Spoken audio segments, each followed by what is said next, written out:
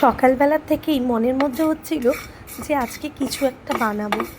আসলে সকালবেলা সবাই যখন বাড়ির থেকে চলে যায়, মানে রাজ অফিসে চলে যায়, ক্রিস স্কুলে চলে যায়, তখন অনেকটা সময় না নিজের জন্য পাই। আর ওই সময়টাই ভাবলাম যে কিছু একটা করি।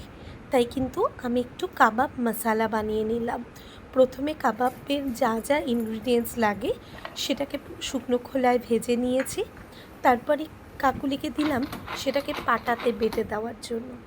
আর কাবাব মশলাটা যেই বানালাম তখনই মনে হলো যে আমি তো রাজমা ছোলে আর তার সাথে একটু সবুজ রঙের মুগ ডাল ভিজিয়ে রেখেছিলাম, সেটা দিয়ে যদি একটু অন্যরকম কাবাব বানাই। প্রথমে সেই ভেজানো ছোলে, রাজমা আর সবুজ মুগ ডালটাকে প্রেসারে সেদ্ধ করে নিয়েছি, আর তার মধ্যে দিয়ে দিয়েছি খানিকটা সয়াবিনের কুচি, আর সেই সেদ্ধটাকে ভালো করে ম্যাশ করে নিয়েছি। দিয়ে দিলাম সব ধরনের স্পাইসেস, দিয়ে দিয়েছি তার মধ্যে কাবাব মশলা যেটা তৈরি করেছিলাম সেটাও।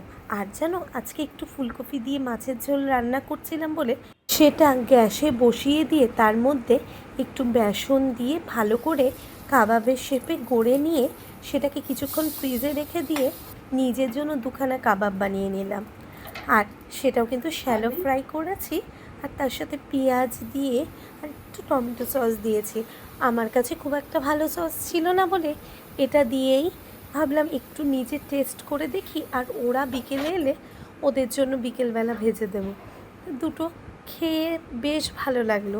আর দুদিন ধরেই আমি একটু গরম জামা কাপড়গুলো বের করেছি, আসলে শীত তো পড়েই গেছে, ওগুলো একটু ধুয়ে আমি রোদে দিলাম।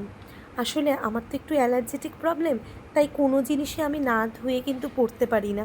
তোমরা সুস্থ থেকো, ভালো থেকো, আমাদের গল্প এমনই চলবে।